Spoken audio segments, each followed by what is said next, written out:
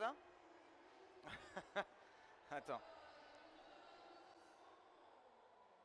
Alors. Comment ça va, Japan Expo? Ouais. C'est bien, c'est la fête. Alors, avant de commencer, tout le monde m'entend bien? Ça va? Ok, je tiens à vous dire, on m'a filé un détonateur. Le premier qui se barre, je fais tout péter. Non, c'est pas vrai, c'est la télécommande pour le... Voilà. Alors, qu'est-ce que le doublage? Donc, il existe plusieurs définitions pour le doublage. Ça va être chiant, je vous le dis. Hein. Alors, c'est pas... Alors, par exemple, si on va voir le Larousse. La télécommande ne marche pas. Si, c'est bon. Si on va voir le Larousse. Pour le Larousse, le doublage, c'est un nom masculin. Action de garnir d'un tissu d'une fourrure. Qu'est-ce que c'est que ça? Roberto! Ouais, Roberto, c'est mon stagiaire de 3e. Roberto, il est à la buvette? Ah merde. Bon, bah c'est pas... On va voir Wikipédia. Alors, Wikipédia... Ah, voilà. Le doublage est le remplacement de la langue originale de tournage d'une œuvre audiovisuelle, film, série, etc., par une langue parlée par la population de zone géographique où doit être diffusée cette œuvre. Je n'ai rien compris, vous non plus, c'est pour ça que je vais l'expliquer moi-même. Pour moi, le doublage, c'est l'ensemble des étapes qui permettent de passer d'une version originale, alors n'importe laquelle, hein, version anglaise, je sais pas moi, espagnole, italienne, allemande, japonaise, coréenne, chilienne. Oui, j'ai déjà fait un doublage chilien et c'est plus jamais ça. Une version originale à la version française que vous aurez sur vos écrans. Alors, en général, quand on parle doublage sur les réseaux, ça va être plutôt ce genre de vidéo qu'on va voir. Un très beau garçon, très beau comédien, avec des cheveux longs, sûrement sa période hippie, qui donc s'agite à la barre, qui joue la comédie, qui incarne un personnage. Ça, c'est une des parties du doublage, c'est ce qu'on appelle l'enregistrement, le moment où on va capter la voix du comédien. Mais il y a d'autres étapes entre le moment où un client, ADN, Anime Digital Network par exemple, va confier un programme Fairy Tail la quête de 100 ans à une boîte de doublage Timeline Factory et le moment où ce doublage sera terminé et sera diffusé. Je parle de boîte de doublage, pourquoi? Pour introduire un petit terme important que je voudrais expliquer aujourd'hui, qui est souvent mal usité. Attention! Oui, il y aura souvent ce genre de... Pardon, au micro, excuse-moi. Il va souvent y avoir ce truc, attention. Le terme doubleur, ça n'est pas... C'est la boîte de doublage dont je parlais, c'est par exemple Timeline Factory, c'est la boîte qui va faire le doublage. Ça n'est pas le comédien qui fait du doublage. Alors, l'année dernière, quand j'ai parlé de ça, j'ai terminé en disant « ça vous fera une anecdote à raconter en soirée ». Là, aujourd'hui, je vais faire un tout petit aparté parce que ce terme de doubleur était un terme très important pour un comédien qui nous a hélas quitté assez récemment, qui s'appelait Éric Legrand, qui est un comédien très important pour moi. Il se battait beaucoup pour tout ce qui était langue française. Et au-delà de... C'est la voix de Vegeta, par exemple, pour ceux qui ne savent pas. Donc, au-delà d'avoir bercé nos enfances, pour moi, il a été un vrai mentor. Et sans lui, je ne serais pas là aujourd'hui. Donc voilà, je voulais juste faire un petit encart rapidement pour lui dire que Voilà, je lui dédicace cette conférence et j'espère qu'un jour Enfin, qu'un jour, non, j'espère qu'il en sera fier peut-être un jour. Enfin, bref. Voilà, alors, maintenant que j'ai bien plombé l'ambiance, on passe à la suite. Donc aujourd'hui, on va parler d'abord de l'adaptation, réalisée par un auteur ou un adaptateur, qui est l'étape pendant laquelle la bande rythmo que vous avez tous vue dans des reportages, qui est donc cette bande, qui est cette fameuse bande qui défile sous l'image et qui, lorsqu'elle est lue en place, c'est-à-dire que le texte est lu au fur et à mesure qu'il arrive sur la bande rouge, et si elle est bien écrite, nous permet, nous les comédiens, d'être synchro avec le mouvement des lèvres des personnages qu'on double. Ça, c'est la bande rythmo. Donc on verra comment créer cette bande rythmo. On parlera ensuite de la direction artistique, qui va être faite par le DA, ou directeur artistique, ou grand patron, ou Dieu, ou Allah, ou tout ce que vous voulez. En fait, c'est celui qui va vraiment gérer le doublage. C'est de lui que tout dépend. Ensuite, on parlera donc de l'enregistrement en lui-même. Je vous en ai un peu parlé. Je ne parlerai pas de l'interprétation aujourd'hui, du rôle du comédien, parce que ça, c'est quelque chose qui est censé être fait. Je vous parlerai juste de tous les détails techniques auxquels va devoir faire attention le comédien, en plus de l'interprétation. Et enfin, on terminera sur le mixage, réalisé par le troisième rôle prépondérant d'un doublage. Il y a le directeur artistique, le comédien et l'ingénieur du son. Alors, on commence tout de suite par l'adaptation. Alors l'adaptation, réalisée par un adaptateur... Roberto! Il prend un sandwich. Ah ouais. Il est bien son stage à lui, non? Bon, alors, j'imagine qu'il y a un autre... Ah, voilà, réalisé par un adaptateur, à nouveau très très bel homme. C'est chez moi, hein. En fait, j'ai mis cette photo parce que j'ai fait de l'adaptation à une certaine époque et que j'avais pas de vrai adaptateur sous la main. Donc, qui voulait pas venir prendre de photos chez moi nu. J'ai pas compris pourquoi. Alors, l'adaptateur, il va créer la bande rythmo.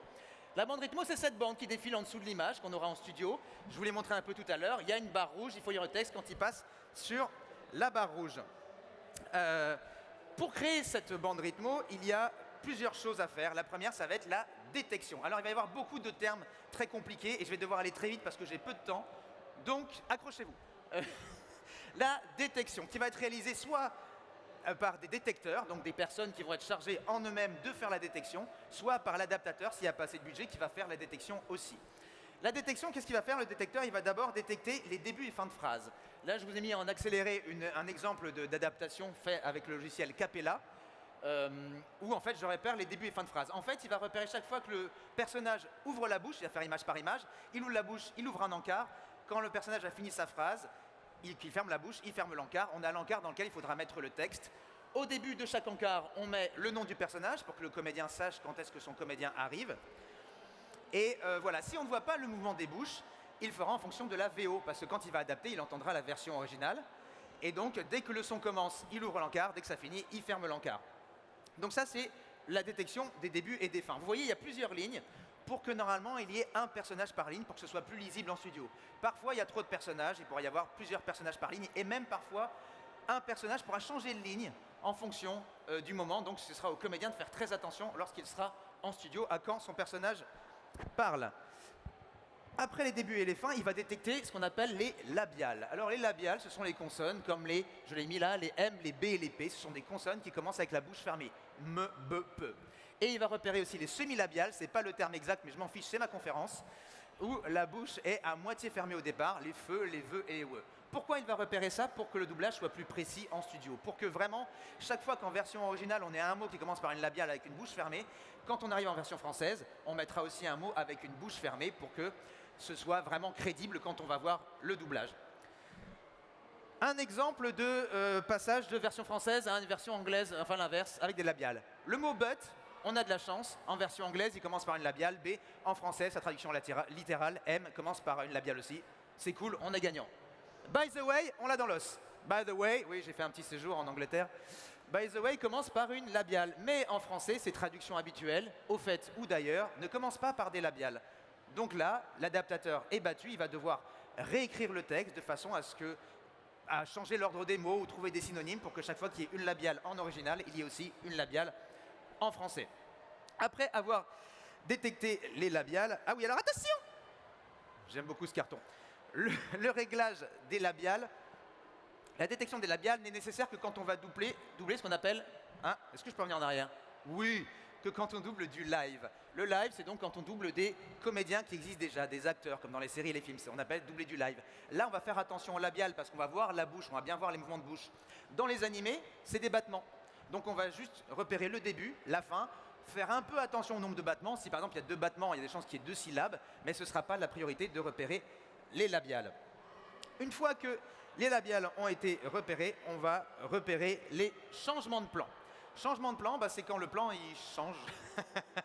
Par exemple, on passe de l'image d'un personnage à l'image d'un autre personnage, ou d'un personnage à un paysage, ou d'un personnage mais d'un angle qui change d'angle. Là, on appelle changer de plan. Petit exemple encore de détection de changement de plan, je vous le mets là, les changements de plan, ça va être des barres régulièrement. Et donc vous voyez, chaque fois qu'il y a un changement de plan, on fait image par image, et on met la barre pour indiquer le changement de plan. Pourquoi on indique des changements de plan? Pour induire un autre code très important, qui sont les in et les off. In et off. In, on voit la bouche de votre personnage, off, on ne la voit pas. Pourquoi c'est intéressant de le détecter? Parce que comme ça, quand on va doubler, si on est in, on sait qu'il va falloir qu'on fasse très attention à la synchro. Si on est off et qu'on ne voit pas la bouche de notre personnage, on sait qu'on va pouvoir être un peu plus libre quand on va enregistrer.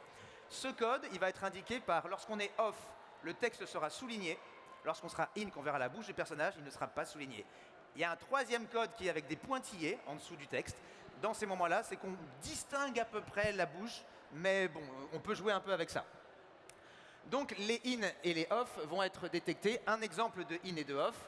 Là, Natsu, on voit que c'est souligné, donc il va être off. Donc je sais que la phrase qui va arriver, je serai un peu libre pour la jouer comme je veux. Mais par contre, je vois que très vite, il va arriver en in. Donc là, il va falloir que je fasse attention à la rythmo quand ça va arriver et à la synchro de la bouche. Après les in et les off, c'est pour ça que je commence par une phrase. J'essaie de me repérer dans mon plan. Oui, c'est bon.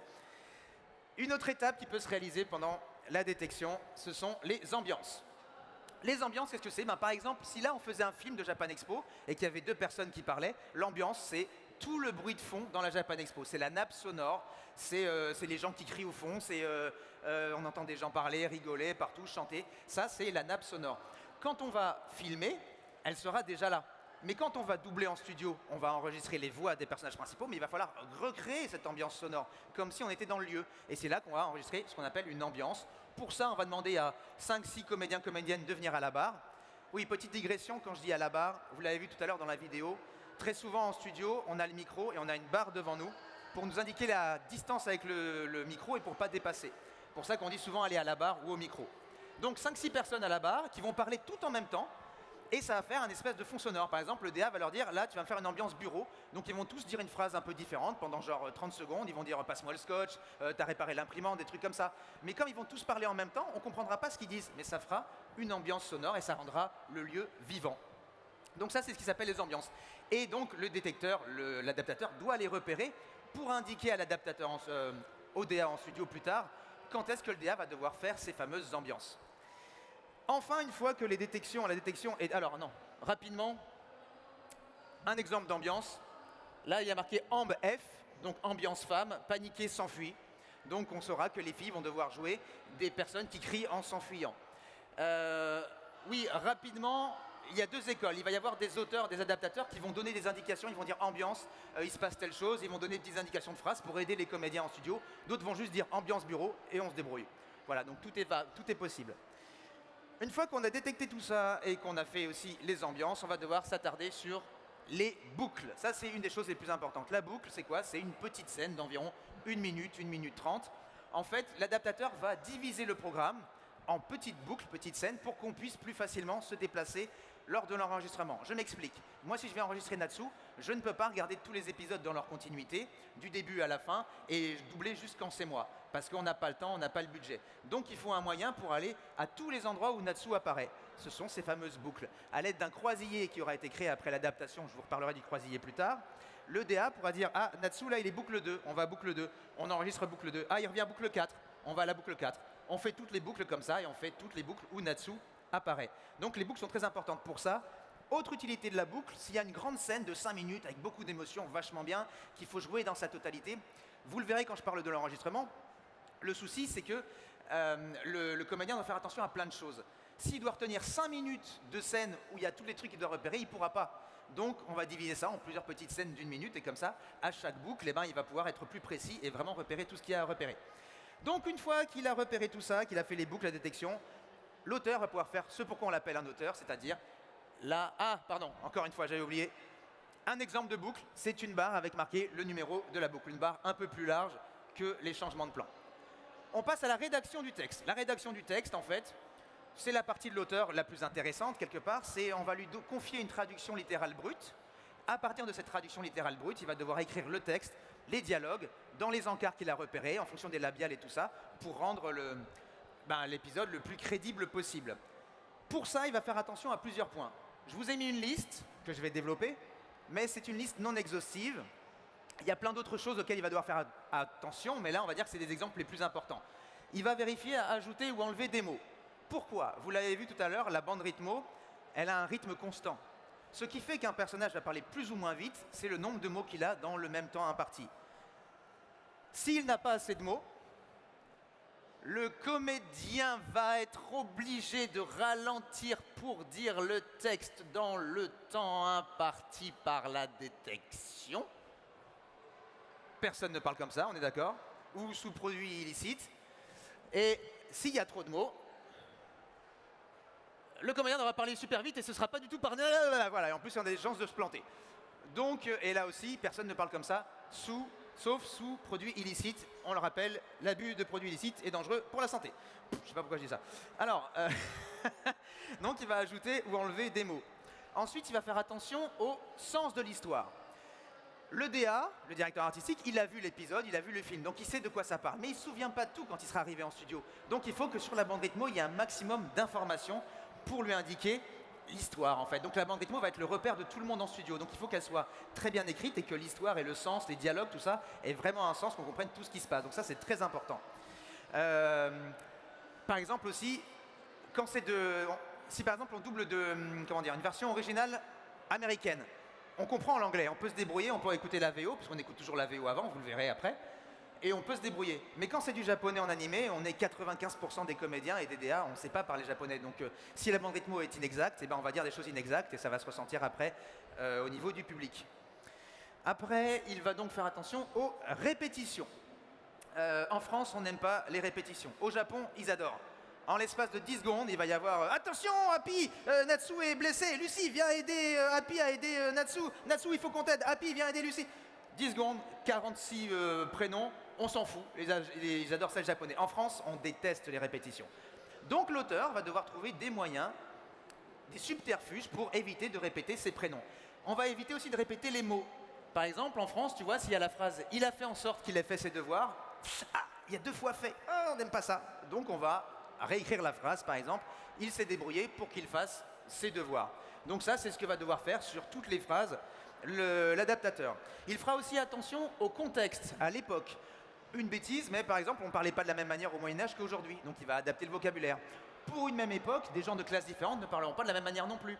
Un paysan ne parlera pas de la même manière qu'une personne de la cour, donc il va adapter le vocabulaire de chacun en fonction de ça.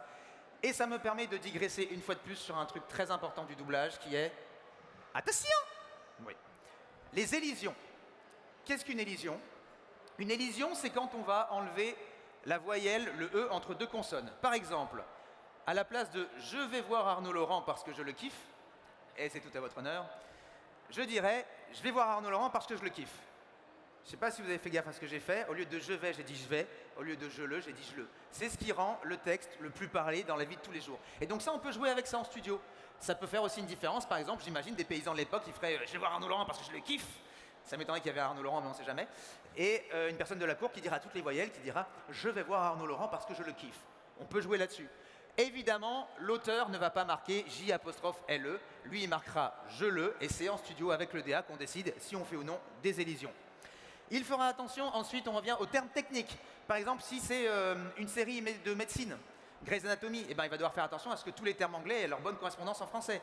Si c'est une série avec son propre univers, Star Wars, Star Trek, Le Seigneur des Anneaux, il y a des lores qui existent, il y a des bestiaires, il y a des lieux, il y a des prononciations particulières. Ça, il va devoir aussi tout repérer, encore une fois en studio.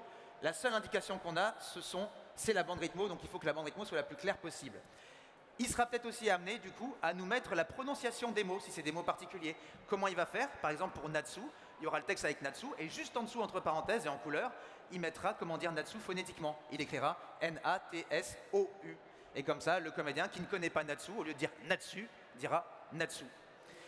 Dernière chose, il fera peut-être attention à l'âge, au style. L'âge, une personne âgée ne parlera pas aussi vite qu'une personne jeune. Le style, bon, on peut imaginer n'importe quoi. Mais attention! J'abuse beaucoup trop avec ce carton. Il n'invente rien. L'auteur n'invente rien, il brode. Il utilise ce qu'il a pour raconter une histoire. Mais il ne va pas inventer des choses comme ça parce qu'il en a envie. Il va devoir se fixer à la VO, à l'image, à la traduction qu'il a et aux indications du client. Dernière chose que va faire l'auteur, et après on va pouvoir passer à autre chose, ce sont les réacs. Il va détecter et mettre les réacs ou réactions. Qu'est-ce que sont des réacs? C'est tout ce qui n'est pas des mots de tous les jours. C'est tout, c'est ça. Les réacs, c'est ça. Voilà. U.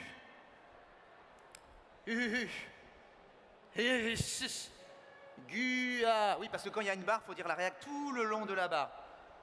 Oh, bon, je ne vais pas toutes les faire, je vous laisse défiler. Et évidemment qu'on ne va pas jouer comme ça en studio, sauf des très mauvais comédiens.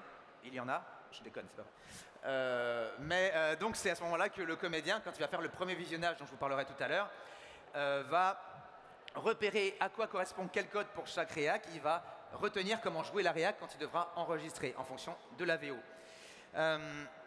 Donc les réacs, selon les auteurs, en fonction des studios, il peut y avoir plein de choses différentes. Donc il faut s'adapter très vite. Donc des exemples de réac qu'on peut avoir. H pour une inspiration, HH pour une expiration, MH pour une inspiration, bouche fermée. MHH pour une expiration, bouche fermée. U, O, A. Je déconne pas, des fois il y a sniff, il y a crunch, il y a glou, yam yam, il y a un ouin. Évidemment que je ne dirais pas ouin ouin, évidemment que je ne dirais pas sniff sniff, je ferai et je ne sais pas si je le ferai comme ça. Les MTS, ça c'est drôle les MTS. Dans les séries, vous avez vu souvent avant de parler, ils vont ouvrir la bouche et vont faire. Et bien ça c'est ce qu'on appelle un MTS, j'adore faire des MTS. Donc ça va être indiqué avec MTS. 3 H avec une barre, on inspire, ça descend, on expire, plein de H, on est en train de mourir, c'est pas vrai, je rigole. On peut indiquer aussi ce que va être la réac. Réac BO, bouche ouverte, BF, bouche fermée, DS, dents serrées, FS, fesses serrées. C'est pas celle-là. Et sinon, des réacs aussi, des fois l'auteur va indiquer comment les jouer. Étonné, apeuré, triste, voilà, il y a plein de choses qui sont possibles. Le comédien va devoir très vite comprendre à quoi correspondent les codes pour pouvoir jouer les réacs comme il faut. Une fois que l'adaptation, tout ça c'est fait, c'est fini, on a une bande rythmo qui est parfaite, elle est envoyée au studio et on parle d'une autre partie très importante, la direction artistique. Direction artistique, je vous en ai parlé tout à l'heure, qui va être réalisée par le DA, grand patron, Dieu, voilà. Alors, le DA, très important, c'est lui qui dirige tout. Comment ça va se passer? Le client, j'ai une bêtise, Crunchyroll, va confier le programme au DA et va lui dire, voilà, c'est Fairy Tail et je te donne quelques indications. Il va lui donner des indications de départ. Au départ, il lui donnera le nombre d'épisodes. Il va lui dire, voilà, il y a tant d'épisodes enregistrés. Il lui donnera aussi le support. Est-ce que ça va être sur une plateforme? Est-ce que ça va être au cinéma? Est-ce que ça va être à la télé? Ce qui va peut-être définir aussi le rythme d'enregistrement. Par exemple, si c'est sur une plateforme comme Crunchyroll ou ADN, eh bien, il y a des chances que ce soit ce qu'on appelle du simuldub, c'est-à-dire qu'on enregistrera un épisode par semaine juste après la sortie au Japon.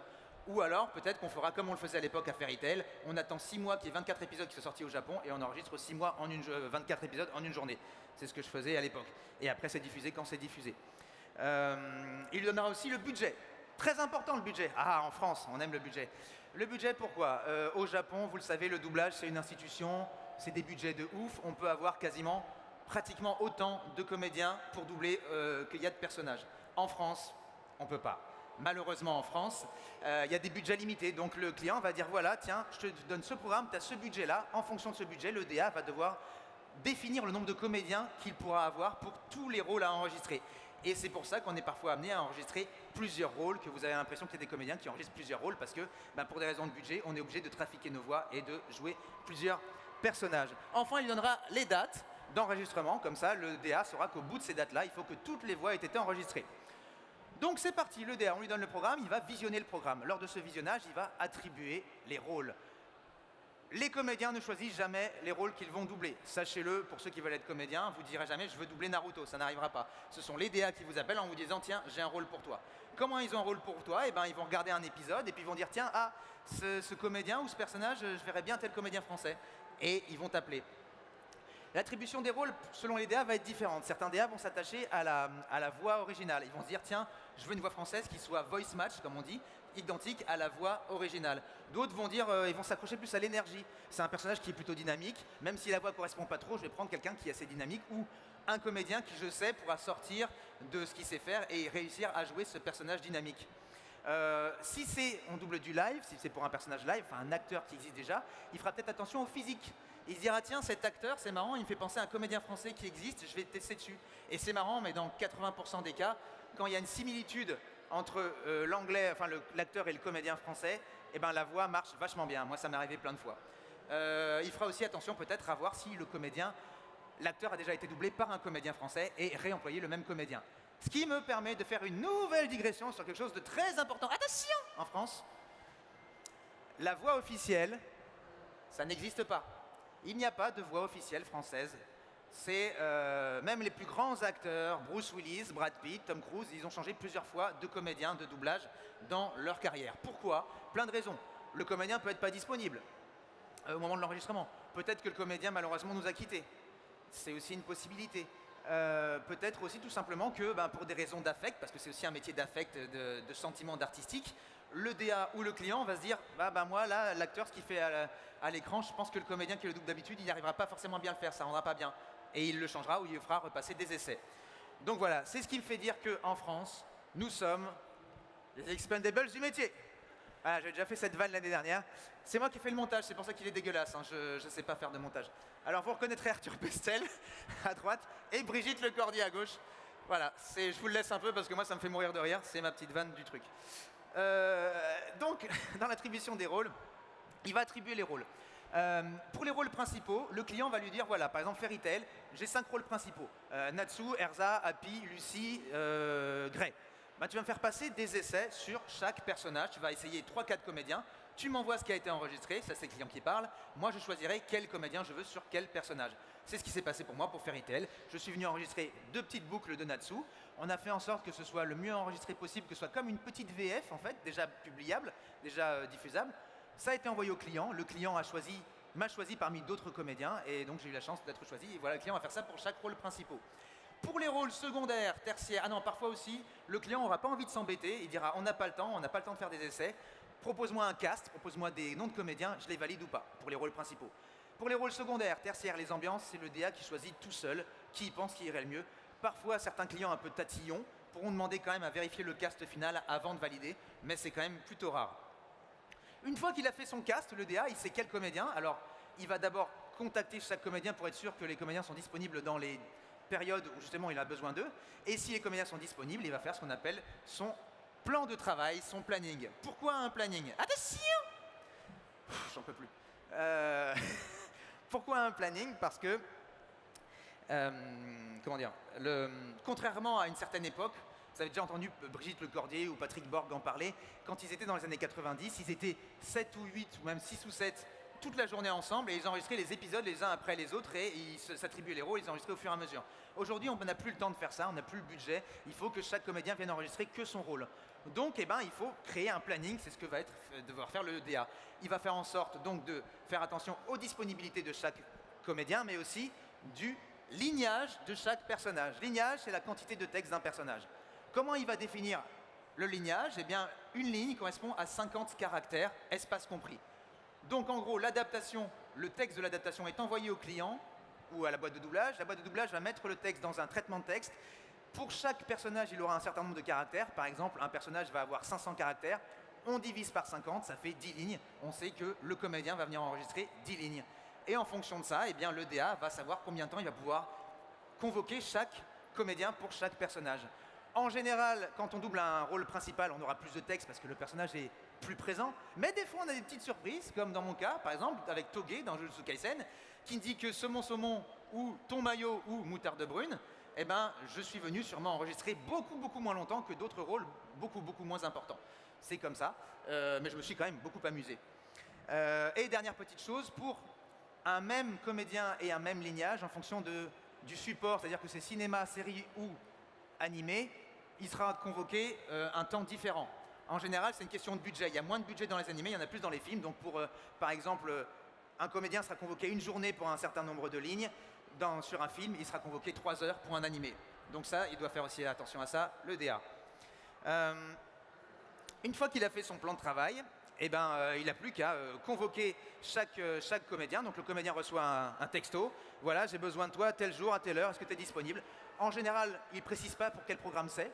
On le découvre en arrivant en studio. Donc, le comédien arrive en studio pour faire ce qu'on appelle maintenant, enfin la partie qui je pense vous intéresse le plus, l'enregistrement. L'enregistrement, donc, ça va se passer dans ce qu'on appelle un auditorium ou Audi.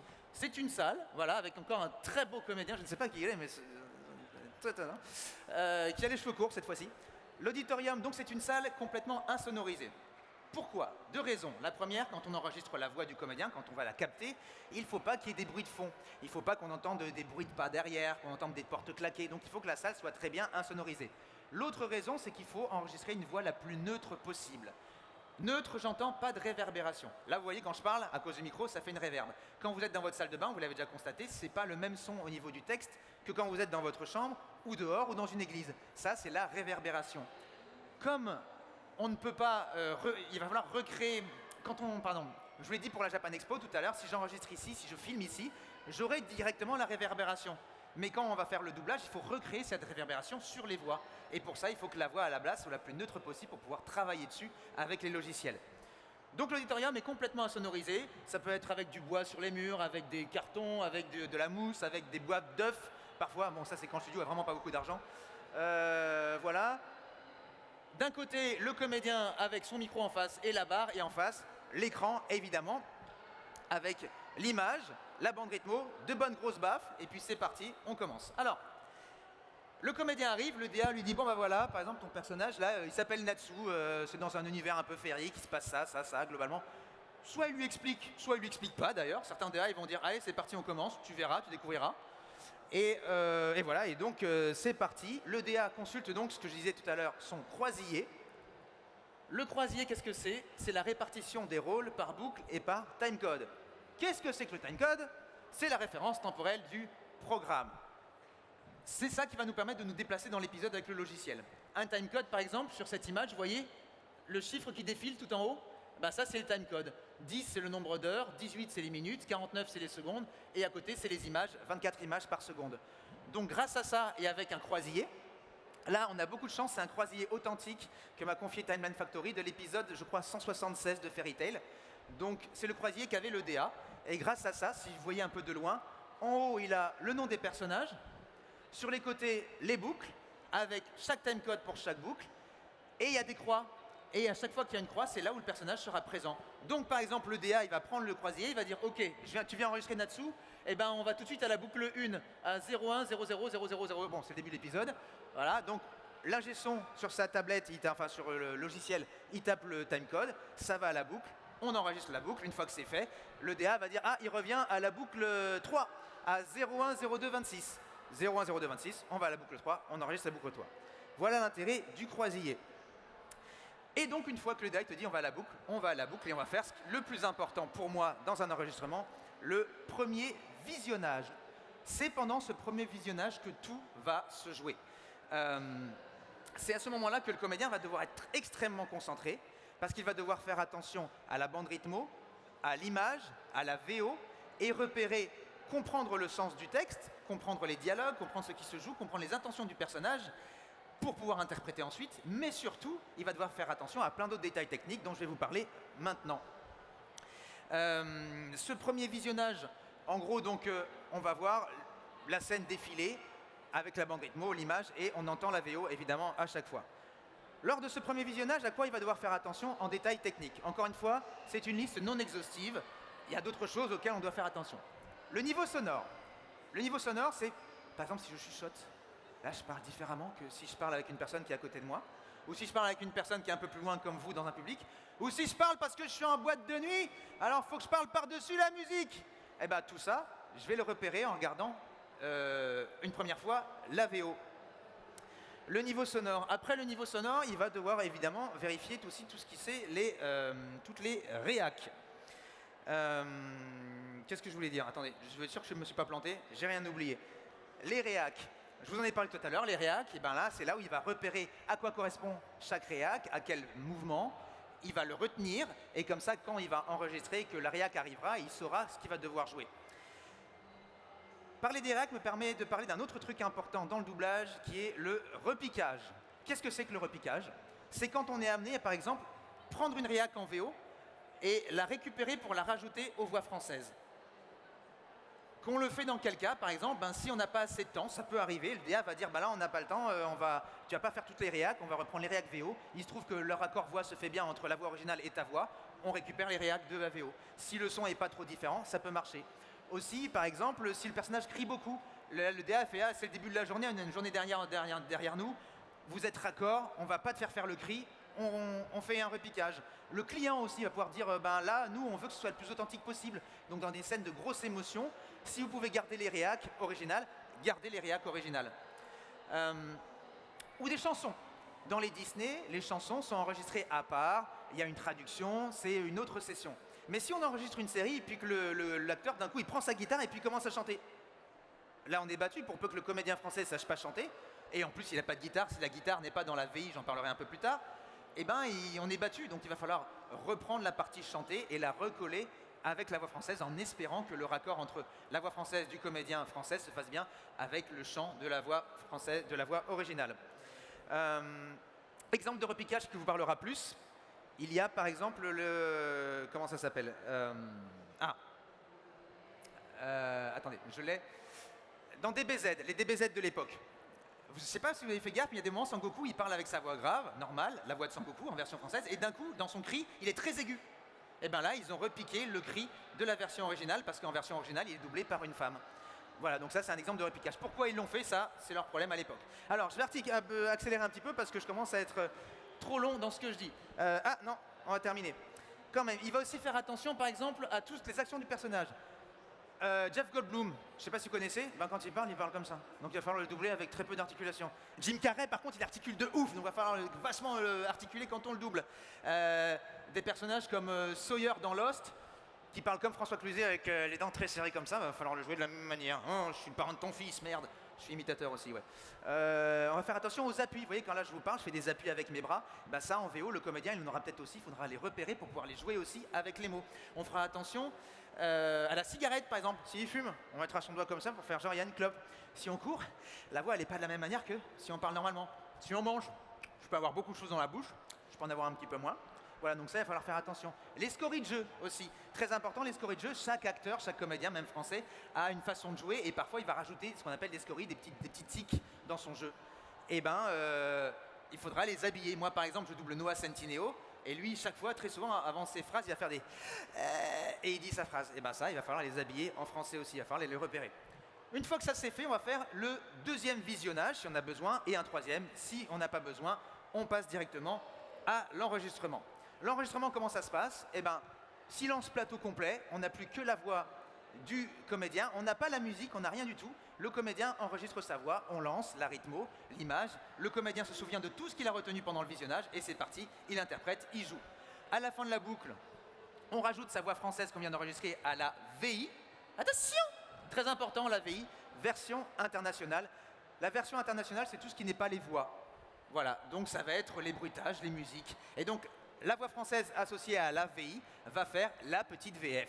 On l'écoute, si la VF est cool, on passe à la boucle suivante. S'il y a un problème, n'importe lequel, le DA n'est pas content parce qu'il aurait fallu le jouer différemment, le comédien se dit « Ah, j'aurais peut-être pu faire mieux, j'ai accroché sur un mot ». L'ingénieur du son dit « Ah, au niveau technique, il y a un souci qui ne va pas, il faut la refaire ». Et on l'aura fait autant de fois qu'il faut. Ça me permet de parler donc à nouveau du rôle dont je vous parlais tout à l'heure, l'ingénieur du son, très important. L'ingénieur du son, il va jouer à deux moments. Pendant l'enregistrement, je vais vous en parler rapidement, et après pendant le mixage, donc je vous parlerai juste après encore. Pendant l'enregistrement, il va faire attention, par exemple, à la qualité du son, à ce que ça ne sature pas. Qu'est-ce que c'est qu'une saturation? Attention, ça va être ça. Hurlement du dragon de feu! Vous sentez que le son, il est râpeux, il n'est pas agréable, ça c'est ce qu'on appelle saturation. Pourquoi ça a saturé? Parce que l'ingénieur du son n'a pas bien réglé, ou il n'a pas eu le temps de le faire, son gain. Encore un détail technique, le gain, qu'est-ce que c'est? Vous avez remarqué que le micro était fixe. Ce qui va faire qu'on approche ou qu'on recule un micro, c'est régler le gain. Et donc plus il va ouvrir le gain, ça fera comme si le micro se rapproche, et donc c'est pour choper quand on parle doucement, quand on chuchote. S'il ferme le gain, c'est pour quand on va crier, et il va comme s'il éloignait le micro. Et si il n'a pas assez fermé son gain et que le comédien commence à crier ou à parler trop fort, il va saturer. Et là, il va dire « Je suis désolé, j'ai été surpris, j'ai saturé, il faut la refaire ». Aussi, en studio, pendant l'enregistrement, il sera peut-être amené à nous faire, comment dire, on pourra replacer les textes si on n'est pas très synchro. On a fait une phrase qui est super bien, mais c'est juste, ça commence un peu en retard, ça finit un peu en retard. Avec le logiciel, il peut redéplacer. Ou aussi faire ce qu'on appelle le drop, c'est-à-dire qu'on vient d'enregistrer une scène qui est magnifique, tout est super, mais il y a une phrase qui ne va pas. On va dire, on va pas tout refaire. Et là, l'ingénieur du son, il va dire, ok, je vais te dropper, on va lancer la vidéo, l'enregistrement commence pile au moment où il faut la phrase, se termine juste après la fin de la phrase nécessaire, et cette phrase à la réenregistrée va être rajoutée aux autres phrases qui existent déjà. Ça fait la magie du doublage, on a l'impression que tout a été enregistré d'un seul coup. Voilà, donc ça c'est l'ingénieur du son, à quoi il va faire attention. Une fois que tout le monde est content, l'ingénieur du son, le DA, le comédien, on fait boucle, boucle, boucle, et puis tout est enregistré, c'est envoyé au mixage. Le mixage, un peu rapidement, parce que malheureusement, j'ai plus trop le temps, je crois. Ah, ça passe encore, on est pas mal. Le mixage réalisé par l'ingénieur du son. Deux possibilités. C'est l'ingénieur du son qui était en studio pour l'enregistrement, donc c'est bien, il connaît déjà le programme, il a vu il y avait eu des soucis, il connaît la vision du DA, c'est génial. Ça peut être aussi malheureusement un autre ingénieur du son qui va en fait récupérer toutes les données et il va devoir se débrouiller tout seul. Au départ, l'ingénieur du son, il va avoir plusieurs pistes audio. Ça, c'est pas le logiciel qu'ils auront. Eux, ils ont plutôt des logiciels comme Pro Tools. Ça, c'est Logic Pro, mais c'était pour vous donner un exemple. En gros, on va donner à l'ingénieur du son toutes ces pistes-là. Une piste VO, une piste VI, je vous ai parlé, version internationale, une piste par personnage avec le nom des comédiens, éventuellement une ou deux ou trois pistes d'ambiance. À partir de tout ça, il va faire le mixage. Le mixage, il va se faire à nouveau dans un auditorium, plutôt plus petit en général, toujours insonorisé, avec des bonnes grosses baffes pour bien tout écouter. Et donc il va faire attention à plusieurs détails. Je vais un peu survoler tout ça parce que malheureusement je m'y connais moins, mais globalement, il va faire d'abord attention à la synchro, je vous en parlais. S'il y a des choses qui a échappé en studio, il va tout réécouter pour être sûr qu'on est toujours bien raccord avec la synchro du mouvement des lèvres. Il va être amené à bouger, à reculer des phrases, à time stretcher. Time stretch, on va agrandir ou rapetissir une piste audio. Par exemple, un exemple de time stretch, quand on agrandit et qu'on time stretch dans les extrêmes en grand, ça va faire une grosse voix grave, on ralentit tout. Si on compresse, ça fait une petite voix de chimpank. Et donc, lui, il va pouvoir jouer là-dessus pour que ça rentre dans les bons encarts, mais évidemment, il va faire en sorte que ça ne s'entende pas et que ce ne soit pas trop bizarre au niveau du son. Il va aussi... donc, ça va durer environ 2 et 4 heures. Ensuite, il va faire le mixage en lui-même. Le mixage, il va rendre tout le plus joli possible. Il va homogénéiser le volume des voix pour que tout soit audible. Même le mec qu'on entend dans le fond, même qu'on ait vraiment l'impression que si un mec il est au fond d'une salle, et on a vraiment l'impression qu'il est au fond de la salle, il est moins fort que le mec qui est au premier plan.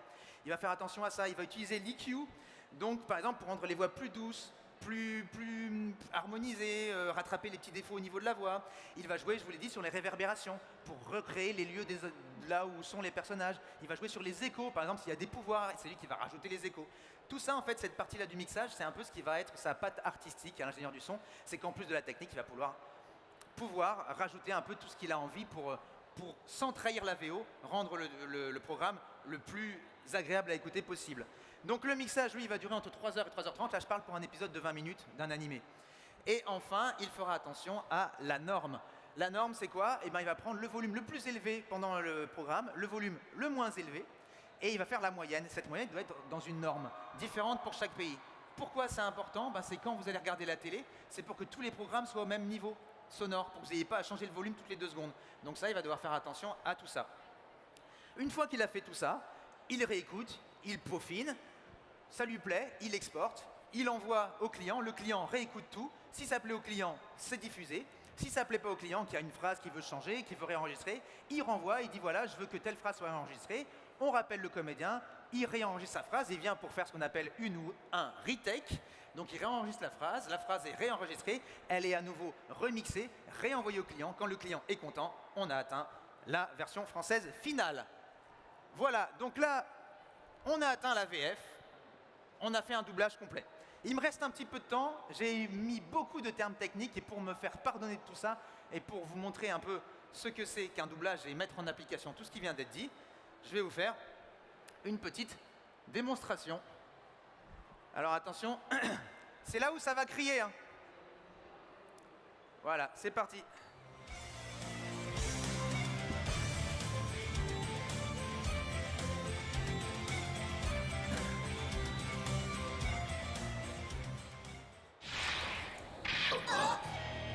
Je vois que t'es pas très courageux. Si tu veux vaincre les maîtres, il va falloir que tu te battes loyalement. Y a un envoyé! Comment est-ce possible? Tu devrais être mort. Un trouillard comme toi n'a aucune chance contre eux. Gamma est vraiment incroyable.